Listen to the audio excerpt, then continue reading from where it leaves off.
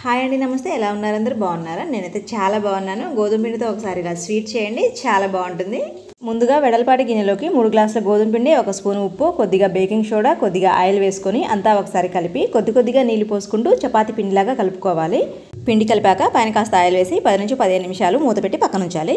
చూసారా పిండి ఎంత స్మూత్గా అయిందో? ఇప్పుడు ఈ పిండిని చిన్న చిన్న ఉండలుగా చేసుకుని పల్చగా కాస్త పెద్ద సైజు చపాతీలాగా ఒత్తుకోవాలి.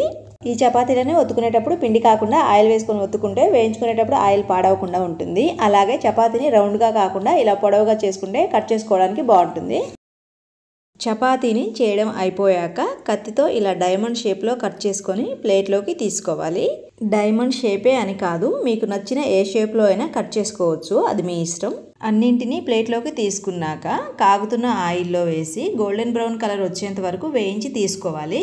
చూసారా ఎలా పొంగుతున్నాయో? మాడకుండా స్టవ్ని సిమ్లో ఉంచే వేయించుకోవాలి. ఇప్పుడు వీటికి పంచదార పాకం రెడీ చేసుకోవాలి. 3 గ్లాసుల పిండికి 2.5 గ్లాసుల పంచదార సరిపోతుంది. అలాగే 1.5 గ్లాసు నీళ్లు పోసుకోవాలి. మీరు ఇంకా స్వీటు ఎక్కువగా తింటామనుకుంటే మాత్రం 3 గ్లాసుల వరకు తీసుకోండి. అంతకంటే ఎక్కువ అయితే బాగోదు. పాకాన్ని లేతగా కాకుండా ముదురుగా కాకుండా చేసుకోవాలి. ఇందులో కాస్త యాలకుల పొడి వేసి కలిపి ఈ పాకాన్ని ముందుగా వేయించిన డైమండ్స్లో వేసి కలిపితే సరే చాలా టేస్టీగా ఉండే గోధుమ పిండి స్వీట్ రెడీ. వీడియో చూసి అలాగే వెళ్ళిపోకుండా నా ఛానల్ సబ్స్క్రైబ్ చేసుకోవచ్చుగా.